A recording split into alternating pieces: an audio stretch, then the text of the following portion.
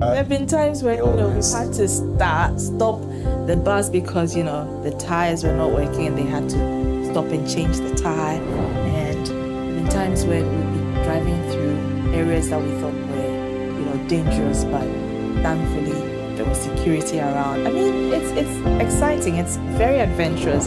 But the thing is that if you cross your fingers and you say you are just sitting in one corner, you will not get to experience the beauty and the brilliance that lays out there. So it's always an exciting experience, even with the ups and downs.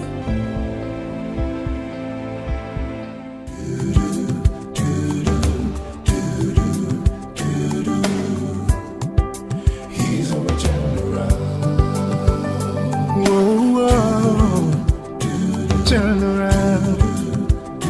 Turning point. Yeah. He's a turn around. Hello and welcome to Springboard, your virtual university. My name is Albert Okran. Welcoming you to Ghana's foremost developmental program and that place where the greatest minds in the world converge. Springboard is brought to you by the Springboard Roadshow Foundation in partnership with MTN Ghana, the Enterprise Group, and the Ghana Growth Program, the collaboration between MasterCard Foundation and Springboard. Today we continue our exploration that we call Changing Narratives. Can we unpack a different story about our country from what we are used to? Can we tell a different story? Can we, through the eyes of different people, find out what's going on in different parts of the country and how different it is from how we normally will describe our country? I have the perfect person in the studio to show us a different look of Ghana. My friend and my sister, broadcaster and farmer, Araba Koomson. Arabs, good to see you. Good to see you too, Rev. It's a bright and beautiful day in red. We are happy. It's ravishing. Everything is ravishing. Everything. Yeah, Everything. Except my congratulations. Thank you, sir. On behalf of your viewers and listeners, congratulations on your recent marriage. Thank you so much. I'm very grateful to you all. We share in your joy and we pray that the Lord will continue to bless you. I can't stop smiling. I know, right? Is it your first interview since you got married? Yes. Oh, wow. Yes. Aren't we blessed? Mm-hmm. How does it feel? Well, I mean, it's great to know that someone has your back at every time of the day. You can call on the person. I mean, it's just great to have that support. So I'm happy.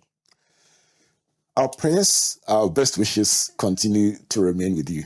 Thank you. Right. Keep us posted. I will. Right. So let's talk about Ghana through the eyes of Araba Koomson. A couple of years ago, you began this journey traveling around the country. First of all, your own experience in agriculture. That got many wondering, what would my favorite newscaster be doing on the farm? Mm-hmm. And then the partnership with Ghana Growth to initiate the Ejuma broadcast, which reaches many people in their homes on television and on radio. Mm-hmm. How's the journey been so far? In one word, exciting. And it's been an eye-opener. I mean, it's given me a bird's eye view of all the possibilities that exist in Ghana, especially within the agricultural sector. I mean, we've traveled through the nooks and crannies of this country, and I see vast amounts of arable land, and the possibilities are there. I mean, we just need a little push and some vision to get to the point where we need to get to be self-sufficient in terms of agriculture, in terms of food. And the talents that I have come across during the trips to the various parts of the country, I mean, it's just outstanding. Ghanaian youth are brilliant. They are talented. I mean, they just need a little encouragement. And I'm glad that we're putting the spotlight on them. Awesome. So our focus has always been young people between 15 and 35. And I like the way you describe what you've seen. This is not what somebody's telling you. You've seen it and you say they are brilliant, they are talented, they need to be encouraged. I have a feeling that sometimes there is a certain sense of prejudice with which people paint the brush and assume that young people don't know what they are doing. But after traveling, you are bringing a different perspective and saying let's pay attention. Our young people are doing something special. Mhm. What made you come to that conclusion? Give us a sneak peek into some of what made you rethink how the young people are positioned. Well, you're right. I mean, the narrative has been that, young people of these days are lazy. They don't want to put in the hard work. And it may be true for some people, but I don't think that for the majority of young people in the country, that is the case. So, I mean, during our travels, we come across young people who could have gone the conventional way, doing banking, doing, engineering and the rest, but have deviated from that course to go into farming or to do some sort of, technical, how would I say it? Vocational work. Vocational work, technical or vocational work. And so you see their talents come to life when you interview them, when you speak to them. There's so much in them that they would want to come out, but because of a few challenges, they're unable to bring that to life. So I come across young people, brilliant young people who are devising mechanism to make agriculture easier, to make it, fun, and to ensure that you can make income from agriculture and not just sticking to the old ways of doing things. So that's why I say that there's a lot of possibilities out there, a lot of talents that we have to unearth, and we have to help and push so that we reach the level of excellence that we are all looking for. From your travels, would you say that if you went back in time to 2 years ago and now, has there been progress in the way people view agriculture, agribusiness, technical and vocational sectors? I know we had a Certainly. conversation at the beginning, but let's look at now. I mean, Yes, yes. looking back after a couple of years, has there been progress? Absolutely. And I think that even the narrative now, even with governments trying to incorporate agriculture and youth and encourage young people to go into agriculture, I think that there's this mindset change.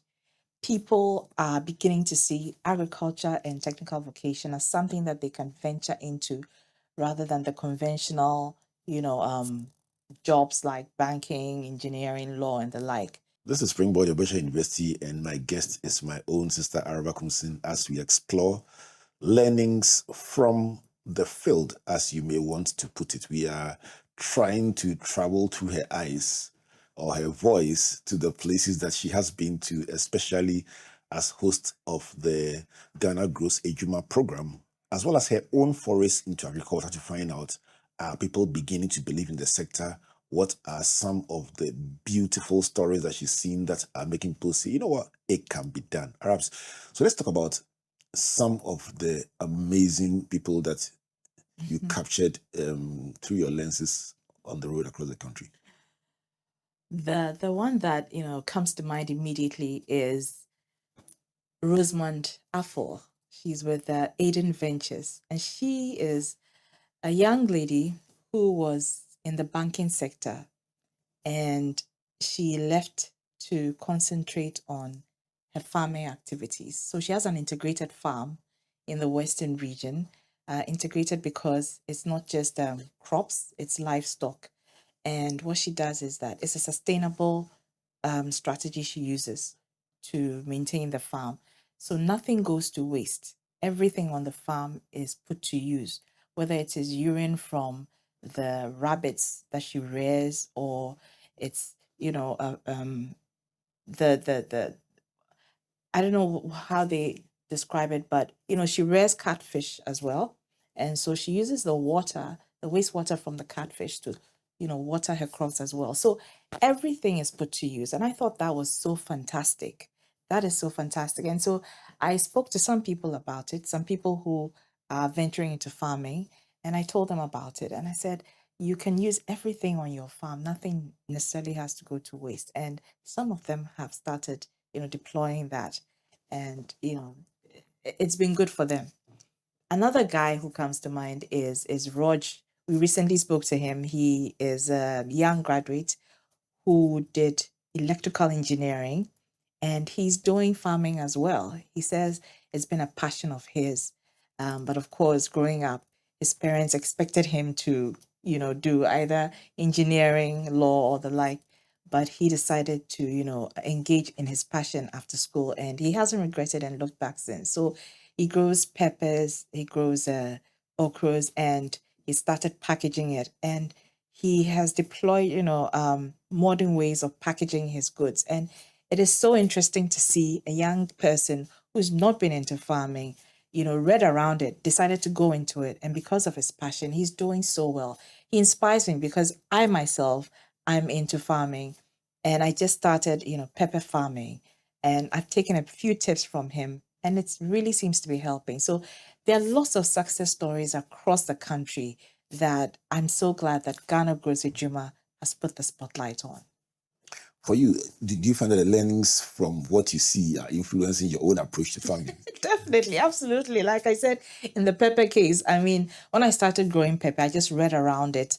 I visited a few farms, but speaking to Rog, um, really, really solidified my um passion for growing the peppers, because people told me it's difficult to grow peppers. But, after seeing Rog in action and, implementing the tips that he gave me, I realized that my farm was doing well. So it's been a learning experience for me as well, very educational. So, in as much as we're putting the spotlight on people and trying to, educate people on what they could do if they're considering agriculture, it's also been a learning experience for me.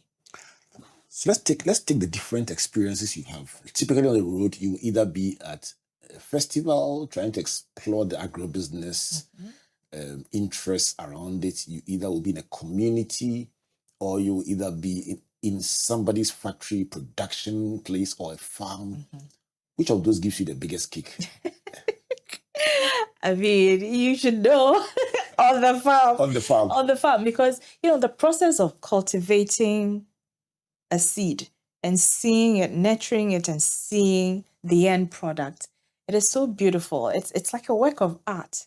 I mean, it's also great to see artisans who, out of nothing, just clay, are able to mold beautiful vases and earthenware and all of that. And it's interesting, but each has its own place, I believe. So in the case of the festivals, I mean, you are introduced to so many different things, different cultures, and that in itself is educational. In the case of farms and factories, you're also introduced to different ways of doing things and different ways crops are cultivated, and how people are also implementing modern techniques, in their line of work. So I guess each has its own special place, but I lean towards agric because that is where my passion I would is. understand that. I would have been surprised if it was otherwise. Let's talk about festivals. So when you get to sit with chiefs and find out their history, their culture, their perspectives, can you build correlations between what they tell you and why they live the way they do, and why their business engagements and farming is going the way it's going? What were your learnings from hanging out with the chiefs? Well, I mean, culture has its place in our country, and culture evolves with time. And so, in interacting with the chiefs and people during festivals, first of all, you realize that their cultural practices influence a lot of things that they do. In most of the communities that I have traveled to during festivals, I realized that, their culture, they place value on their culture, and it influences every aspect of their lives. And when it comes to especially farming, agricultural communities where festivals are held, I realized that there is a correlation, because there's some cultural practices that help with, their farming activities and all of that. There are days when you can't go and fish, you know, um, there are days when you can't go to the farm. All those are cultural practices and norms, but it is meant to actually help the earth, if you like, for lack of a better word. So, I mean, they have their own place, and people place their value on their cultures, even though they are evolving. When you're on the field as somebody who's kind of like an advocate, do you look to tell the story as you see it, or do you try to engage them about new ways of doing things, opportunities that are there? What exactly is your mission when you get to meet these community actors and stakeholders? I would say both, because you are telling the story from their perspective, but you're also trying to imbibe in them, new ways of doing things that will enhance their way of living at the end of the day. So I would say it's both. And what is the response? Do you sense pushback sometimes as you try to suggest new ways of doing things, as you try to open them up to what is happening elsewhere? Do you feel that there's uptake? Do you feel that there's interest? Well, there is interest. People are curious, especially if they realize that, doing things in a different way will get them better results. So at the end of the day, if you're doing something in the same way and you're not getting the results that you're expecting, but, someone teaches you a different way of doing things, they are receptive. They are receptive, especially if they realize that they're going to get good results from it. Have you ever gotten a call after airing a broadcast and people asking you specific questions about what they should do, or even trying to find help from you about? Definitely. And they assume that you should be able Several to, calls. No, several and calls. they want the help from you. No, they want the help from me because I'm the face Yes. of the program. So they think that, it's easier for them to reach out to me, even though obviously there are contact numbers that people can reach out to. But they see the face, they can connect with it, and then they just, contact me immediately and say, how do I start this? How do I do this? I've seen this person, he's inspired me. Always been wanting to venture into this area. So how do I start? That's the question that they always ask me. How do I start? And it's amazing because um it's opening up new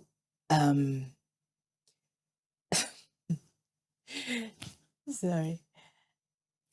So it's amazing because it's opening up new ventures for so many people who otherwise would have just, sat down and crossed their hands and just looked on with admiration, but they're actually sitting up and, taking the first step to doing what they had longed to do. I mean, from a pastor's point of view, if somebody tells me, how do I start? We call it altar call.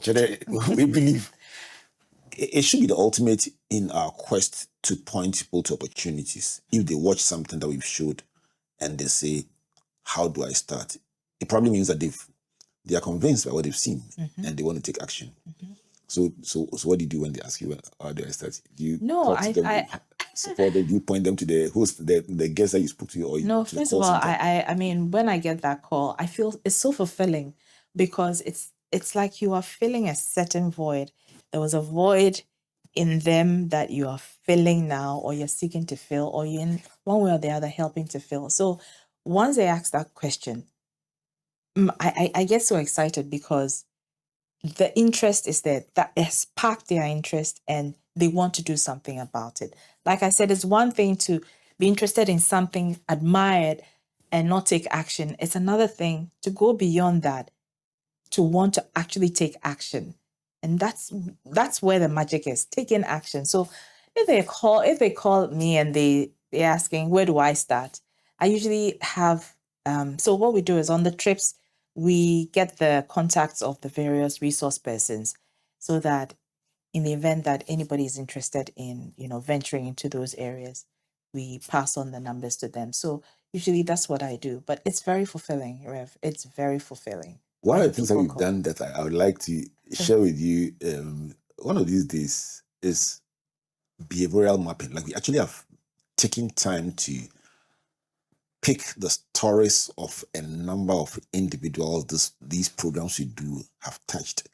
And for the average person that we are engaging with, I mean, they will say, well, I listened to, or I watched Ejuma, and then I joined the club, and then I started this, I came for this trade. So they show you the interventions that they have interfaced with. But what gets even more interesting is, when I watched this, I made this decision. Then I got a chance to do this one also, and then I made this decision, and then it brought me here. Look at that chain of events. So we actually have photos, videos. So imagine, let's say, a story of somebody like Mary Tete. Mary says, I'm a person with disability, and there's just, in my wheelchair, there's very little that I can do. Right. And then I produced Tom Brown, which is a cereal mix made from roasted corn. Right. That is right there in the agribusiness sector. She does it in a rudimentary way. She just staples or puts the iron over the. I don't know how they do it. Yes. And then she gets a chance to come to a Ghana Goose Ambassadors Club, Ambassadors training, goes back and says, you know what, I can make a change. I can be the next Araba Koomson. I can change mindsets. She goes back charged to her community and joins the girls' club there and gets nominated for our flagship training program, which is Empower 360. Okay. Comes for a mushroom training course, 5 days. At the end of the course, she's given a starter pack to start a mushroom farm. Wow. Just before she leaves the course, she says, I'm now financially empowered, and I promise you, I will one day integrate mushrooms, dried mushrooms, into my Tom Brown. Wow. He says it on video, recorded in Arabs, within 3 months. 3 months, not a year, 3 months. Out of 24 young women, she's the best. Wow. The person who is supposedly disadvantaged is by far the best student. Because here is a chance. She's been looking for a chance. So she grabs it with both hands. And within 4 weeks, she's producing.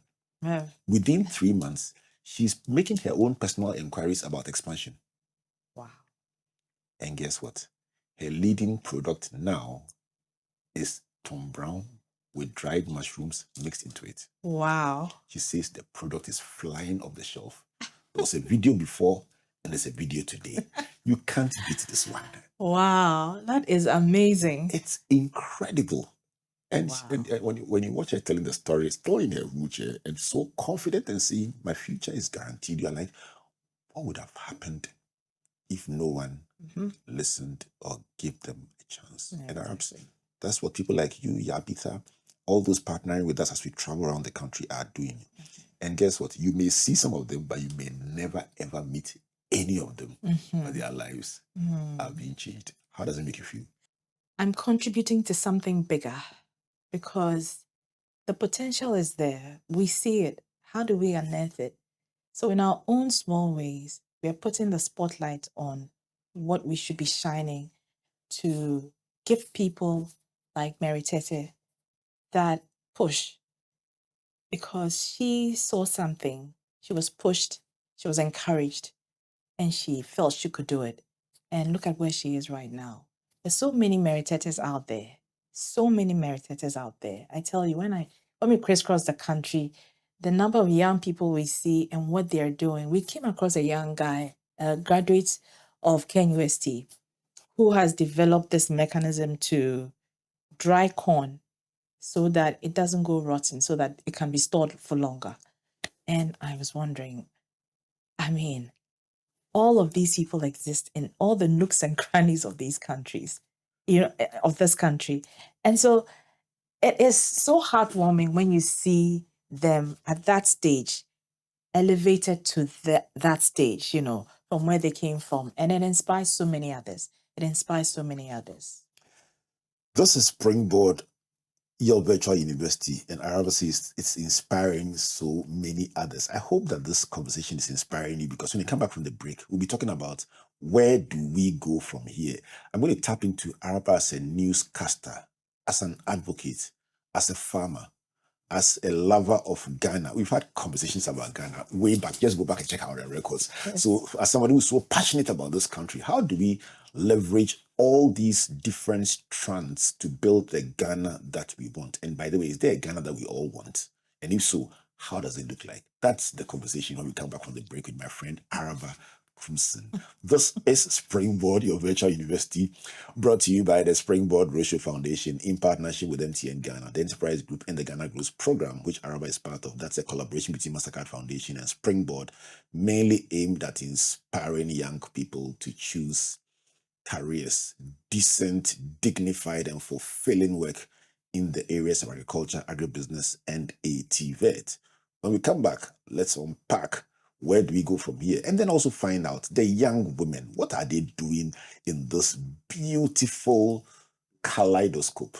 Please don't go away. Good business means seeing the possibilities and maximizing opportunities.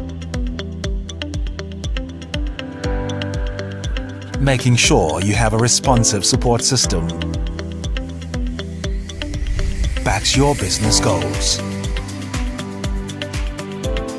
A partner that gives you a stable platform with reliable connectivity and seamless solutions, and better understands the tools required to take you to the next level. With so many moving parts in running a business, we do our best to provide you with some stability.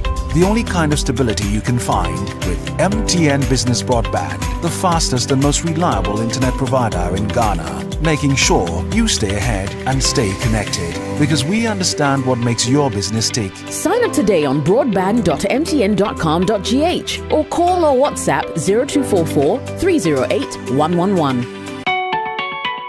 MTN.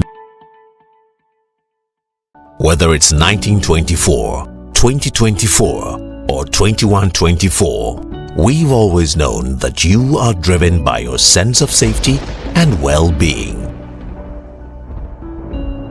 It is what drives us to see you through from start to finish, from small to big.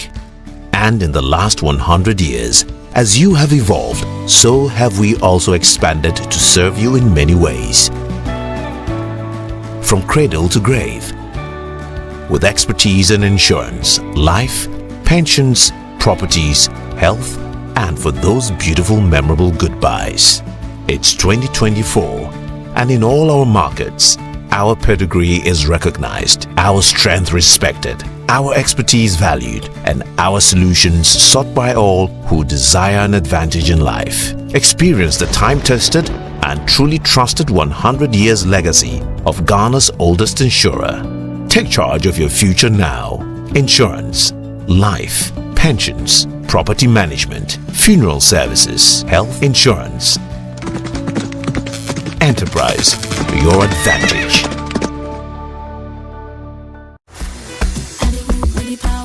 Learn something new every week and be inspired by innovations, impact, and success stories of individuals making strides in the agricultural, agribusiness, technical, and vocational skill sectors on Ghana Grows Ejuma with Araba Koomson and Yabitha. Join us this and every Thursday on Facebook at 7 p.m. at Ghana Grows, also at Comfort Okran A and at Albert N.E. Okran. On Fridays at 4 p.m. on Joy 99.7 FM and on Sundays at 5:45 p.m. on TV3. Ghana Grows is an initiative of MasterCard Foundation in partnership with the Springboard Roadshow Foundation. If you are a young person and you want to be a part of our various interventions, call or WhatsApp Ghana Grows call center on 0308 255 775. Follow us on all our social media handles.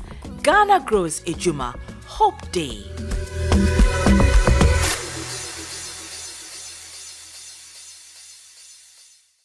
Welcome back to Springboard, your virtual university, and to this enthralling conversation with my friend Araba Koomson about Ghana through her lenses. This is brought to you by the Springboard Roadshow Foundation in partnership with MTN Ghana, the Enterprise Group, and the Ghana Grows Program, a collaboration between MasterCard Foundation and Springboard.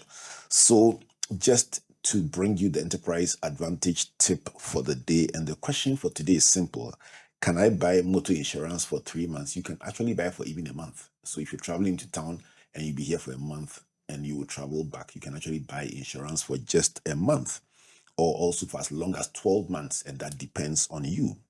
Per the pricing guidelines, naturally it's more expensive if you buy for only a month, and that is how it works. This tip is brought to you by the Enterprise Group. Their number 030-263-4777. Email info@myenterprisegroup.io. If you're also excited about some of the things Araba is sharing and you want to know, Charlie, where do I start? And you just want to find out a bit more about the sector, opportunities like career clinics you can attend for free, a lot of media broadcasts you can participate in. Two things you can do. One, just call or WhatsApp the Ghana Grows call center or customer service number 030-8255-775, or also do well to subscribe to the channel on YouTube, and the channel is the Springboard channel. Once you subscribe, you can be updated anytime we go live, and you will get to experience the Ghana Grows a Juma broadcast that Araba presents, the virtual university, the hangout, all the other things that we do, you can get them right on your phone or your device. So those are some ways to experience us talking about that Arabs. Every single broadcast, we select one young person trying their best. Earlier on, you use the word push. You know how we do the push here?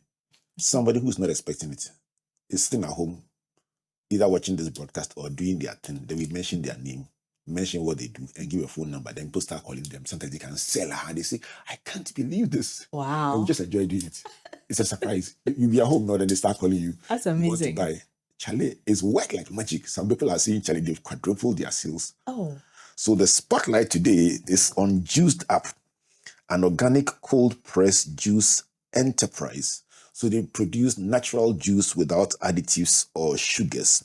And they do orange, pineapple, watermelon, pineapple and mint, and it goes on and on and on. Pineapple, orange and carrot, pineapple, mint and cucumber, pineapple, orange and mango. And they can actually do a custom mix if you request for an event, like your event, something like that. that's amazing because So they just people are want to- moving towards health conscious, unbelievable. diets. Yeah. Unbelievable on Instagram. Variety. And so their number is 059-159-5252. 059-159-5252. I'm sure the buzz is on social media. Charlie, you know what? If you're watching this broadcast and you say, Charlie, me too, I do something, let us hype me. It's simple.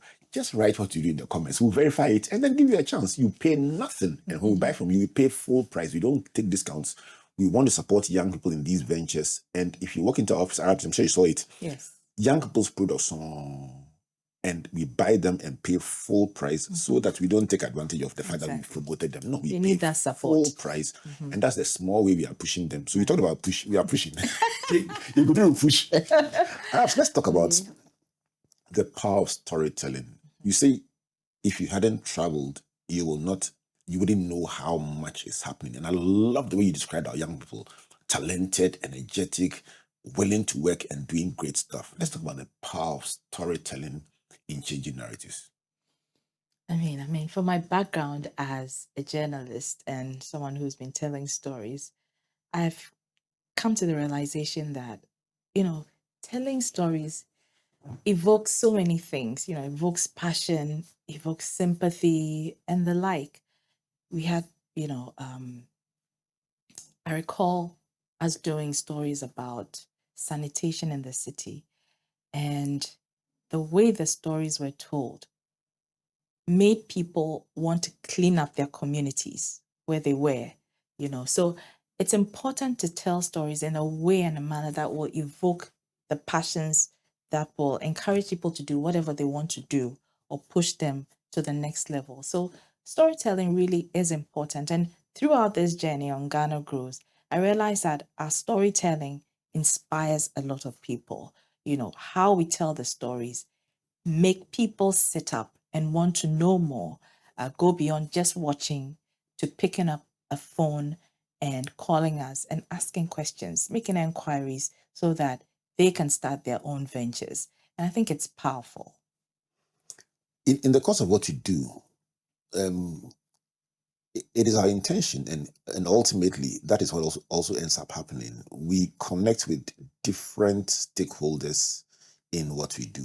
So for instance, there is the traditional ruler making decisions that we hope will take a second look at the prospects when they see there's nothing in this community and say, listen, with all the land we have, with all the young people we have, with all the things we are hearing, we could facilitate it. We look at chiefs, we look at parents who are saying, no, please don't disappoint me. I've invested so much in you, and saying that, listen, if that child has the promise in the area they're going into, don't slam the door shut. Take a second look and find out that there are people who are making it big in that space. Then there's a young person who is considering career opportunities, and you're saying, listen, don't keep knocking on one door that is firmly shut and say there's nothing there. Look to the right. There's so many other areas you have not considered. Right. Then there's the media. We are trying to get to understand that this is a new narrative. So the pictures you use must not reflect that dirty farmer again. Look for Arabs with some funky jeans and some hat. Speak to these various stakeholders and how they can all come on board, because if the story is told well, the struggle is less. People on board naturally, like I say, if sanitation can make people clean their houses, it means that we can do something. So speak to how all these stakeholders can come on board and help Okay, us. so let's start with media, because that's where I'm coming from. And the media plays a large role in shaping the narrative. They set the agenda, and I see that there's a shifting narrative now. The mindset is shifting about agriculture, especially because whereas in the past agriculture was seen as a dirty poor man's job, you can't make money from it, people are beginning to realize the potentials and that there's so many opportunities within the agric value chain. You don't necessarily have to be on the farm. You can be the betweener, buying the goods from the farmers to the consumers. You can engage in selling agricultural produce or agricultural machinery even. So there's so many opportunities, and I'm glad that the media is helping to change that narrative of agriculture and ATVET. I mean, to the parents, people are now seeing that young people have ideas and that they're just going beyond the norm of just probably cultivating something and selling it. They're adding value to what they are selling. You talked about this young lady who processes natural juice, how do you call it, fruits and processes fruits into juices. And she's adding value to that, So people are beginning to see the opportunities and the possibilities. And I think it's a beautiful thing, because what it does is that it opens up the minds of young people not to be just boxed in, one corner or looking in just one direction, that I just want to do law, I just want to be a doctor, I just want to be an engineer, or whatever it is, that there's so many opportunities that I can make, a good income from, rather than these areas which are limited anyway. And so, yeah, I guess that's what I'll have to say to that. What about the rise of the side hustle? Do you meet people who say, listen, I still am doing what I'm doing, but I've found out I can do this as a side hustle. That's what they call it, the Yes, side hustle. the side Are you hustle. surprised at how dominant it has been? I have friends that you will not find them in town on weekends. Because they're doing their side hustle. Yes, and in farming. Yes. I am pleasantly surprised at the number of people who you will see in the routine white collar areas who have farms and have agricultural ventures. Yes. And some leave town on Fridays, Yes. come back on Sundays, and are Exactly. back in the office on Monday. Yes. And some have them right here in town and do them evenings and weekends, and have them sometimes. It's absolutely manage other people. amazing, Rev. It's absolutely amazing. And, it's because people, obviously, at the onset, they are not sure if they should, stop what they're doing to go fully into agriculture or whatever it is that they want to do. And so they start on a small scale. And Which is as they fine, put in though. more effort, Which is fine. yes. So as they put in more effort, they realize that, they're making income and it's working well for them. And eventually, they stop what they were actually doing to focus fully on the side hustle. So the side hustle is slowly becoming the main hustle now. Indeed. We did a vegetable challenge. Okay. And it was with one of the young men. So we have this core of youth-led organizations that have a social enterprise orientation. Okay. That means that they are running a business, but they still have a social orientation about supporting other people. It's not like a profit focus. We have quite a number of them so far. We have about 20 we are working with. And one of them is a guy called Emmanuel Chini, who does mushroom farming, organic farming, snail farming in his own. Brilliant guy. Okay. Great guy. And Emmanuel, I interviewed him on the show not too long ago, and he ran a vegetable challenge. Okay. Grow your own vegetables in 6 weeks. Charlie, Arabs. And because they're on a WhatsApp group, Yes. people are sharing live pictures Of what they're growing. And you know how we positioned it together? No. This is where you start from. This is when you will harvest. Okay. Historically, this is the most pricey, at the time when vegetables are most expensive. Mm-hmm. But the technology you will use would allow you to be able to or the approach you use will allow you to be able to plant it even in that rare season Wow. and get the results at that time. And historically, at that time, vegetables are 4 times the price. Once people got it, hey, we had to create 4 WhatsApp groups. I can imagine. Oh, mom, pull that because it's free. Yeah. It's free. Yeah, and the thing is that people are seeing the results. If they're guaranteed of the results, I mean, families that the young child is the one who saw the thing on Facebook and forced their parents to do it. Oh, and wow. They're showing pictures of themselves with their vegetables and so on. Amazing. So at different levels, people are being engaged and people are being challenged, and they are responding. What from where you sit, having been into news, policy, engaging policymakers and everything, what from where you sit, what do you think we should do to take this to the next level?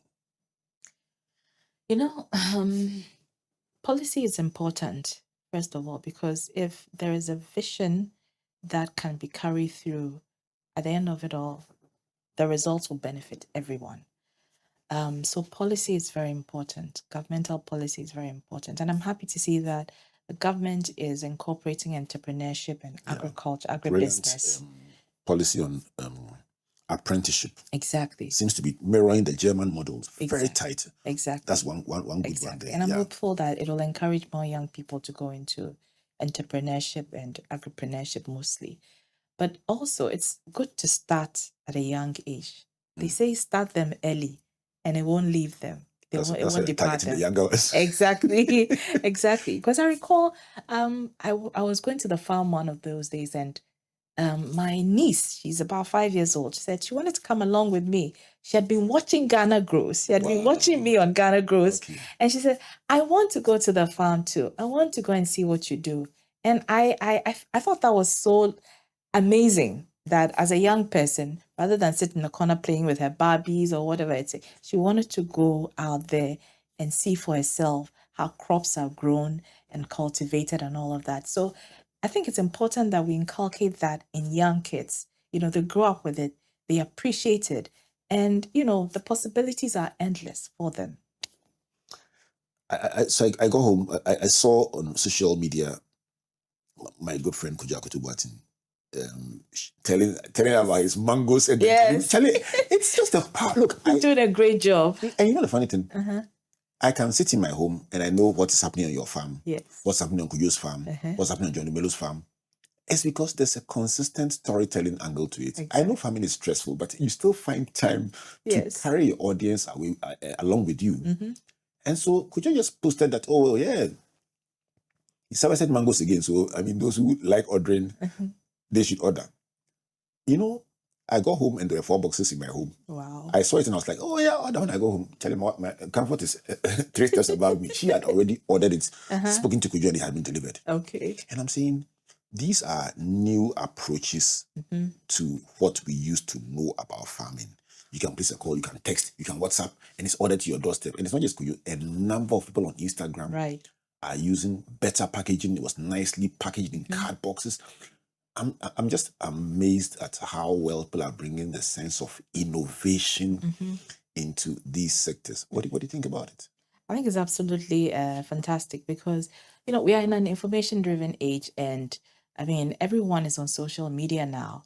And so that is one way. It's a useful platform to advertise your goods, but it's also a useful platform to communicate to people what you're doing so that, like you talked about storytelling, you're telling the story about your journey and your process. And in doing that, it inspires other people as well. So it's a great platform that I think people should use, because for me, I got a lot of my buyers for my produce through social media. Indeed. Yes, I advertised my lettuce. People wanted it. At a point, I couldn't even supply because the demand was so huge. Really? Yes. Yeah, so it's a wonderful platform to use to advertise your, products. Which season are you in right now? We have just started planting. So it's been nest. Okay. We just finished selling off our. Which of the products? It's the lettuce. Okay. We're due to harvest the cassava in early August. You're joking. Oh, yes. Hey, wild. More than 60 acres. Are you I'm serious? very, very serious. That's what we've been busy doing. So, I mean, And then you mentioned peppers as well. and peppers as well. So, it's great. I mean, we're going to be showcasing that very soon because we've had our hands, busy for a while. But I before venturing into the cultivation of cassava, I spoke to a few people. I watched, still on social media, how the Chinese are utilizing cassava for various things. And I said, I mean, I can do this. We have the land and it is possible. Like I said, the possibilities are endless. So we started with just, 3 acres, and then it did well with the variety that we used. And we decided, okay, let's do 50 more acres. And it's been wonderful. Wow. It's been wonderful. I'll tell you what, the last time I got the amazing privilege of having your farm produce, I was holding it. And then a friend said, "Oh, it looks so good." So Yes. just the fact that she said it looks so good. I said, "Oh, I can split it with you." And then I gave her some. And she called the next day. She says, "Look, there's something about it. It was rich." Auntie AC, I'm greeting you on this show. Auntie AC Shakonu. Was it She says, plantain? because it was lettuce and cucumber. And she was like, Okay. the taste, this Yes. was, look, Yes. says we consumed, myself and my husband and my children, we consumed everything. We didn't throw anything away. I'm like, oh, Arabs. I'm just so happy for her. Yes. I mean, we grow them organically. And so we make sure that, our slogan is from our farms to your table. So it should be, Auntie AC, very delicious. It was too powerful. And I'm just happy that and just happy that somebody can testify without even being told this organic, that there's something about the taste, there's something about the feel and everything, that it was a different experience. And she called me to tell me, "Charlie, that's it." I said, "Hey, Arabs." Thank you. Thank you. So in terms of where you go from here, you're saying the stakeholders, government, policy, the media. What about those who are into farming themselves? Farming, agribusiness, ATV. What must they do differently to move to the level? You said they always will start small, but how do they scale it up to the next level? What do you think? I mean, first of all, they must be open to new ideas. I mean, the landscape is changing day in, day out. And you talked about social media. You realize that, many countries are taking agric to the next level through the use of modern technology. They're innovating. And that's what we need to do. Someone once told me, you either innovate or you die. You cannot stay in the same place as you were. So if last year you were growing lettuce or cassava in the normal way that you used to grow it, the next year you should think about how you can elevate that. So what products can you use to grow them in a way that will grow faster, if you like, or would have you using less pesticides, and herbicides. So you always have to be conscious of that at the back of your mind, how you're going to do that. And also, adding value to your products. It's okay to cultivate the products, the produce from the ground, but you also have to think about how you can add value to it. So in the case of the cassava that we're growing, yes, we can sell the cassava wholesale, but we can also do gari. We can also do starch from the cassava. So these are all ways of, you just have to be exposed to so many other things, which is why it comes back to social media as well, that it is a platform to educate yourself. It's a platform to be exposed to so many ways of doing things. So you need to take advantage of that so that you can elevate yourself. So you always must be conscious of, what am I adding to the business year in, year out? Am I doing things the same way? And if I am, what can I do to elevate? Well, the word elevate brings my mind to the next level. So what's next for Araba Koomson?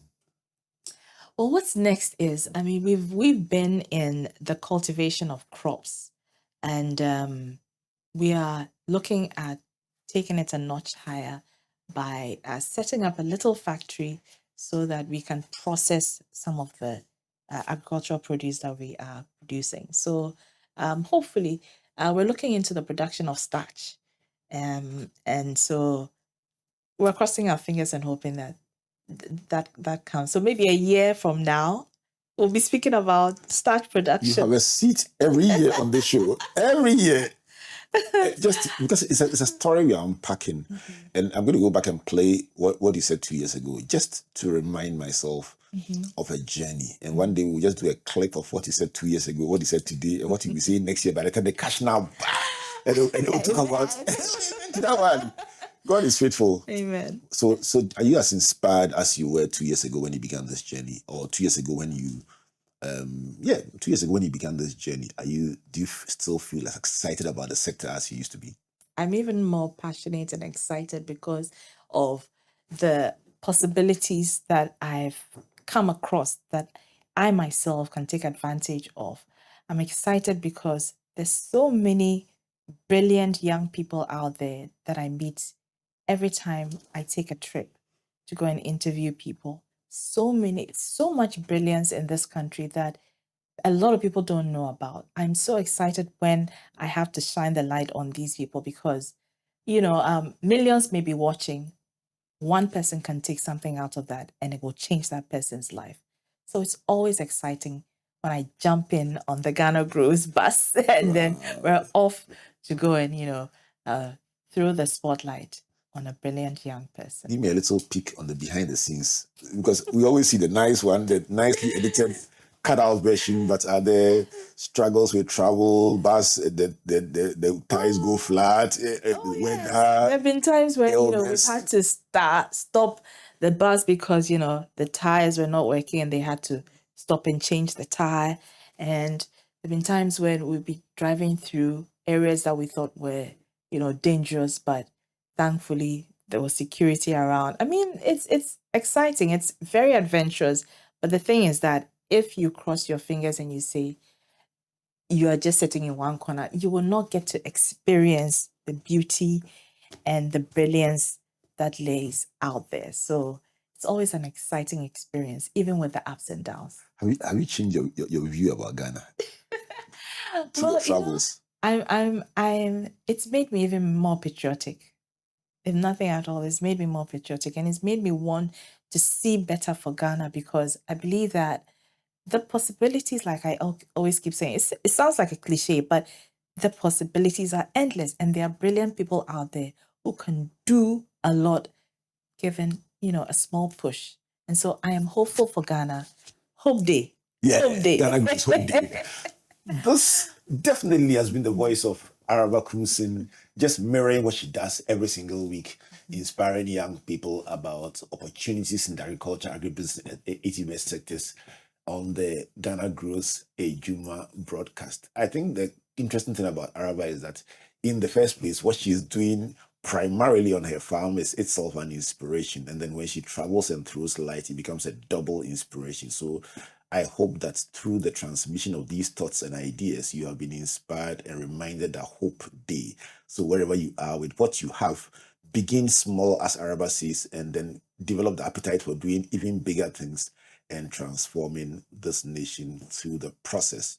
So to the even now more patriotic Araba Koomson, I want to say thank you for making time. Thank you for having me. It's been an interesting As conversation. always, Yes. as always. And congratulations once again from your numerous fans out there. Thank you. Thank you. Your stories are stories. So we'll keep praying for you for the best on the next phase of your journey. Amen. Right. So this has been Springboard, your virtual university, brought to you by the Springboard Roadshow Foundation in partnership with MTN Ghana, the Enterprise Group, and the Ghana Grows Program, a collaboration between Mastercard Foundation, Springboard, and other partners. Our media partners: Joy 99.7 FM, Joy News TV, and Graphic Communications Group. My name is Albert Okran, saying God bless you, and God bless you.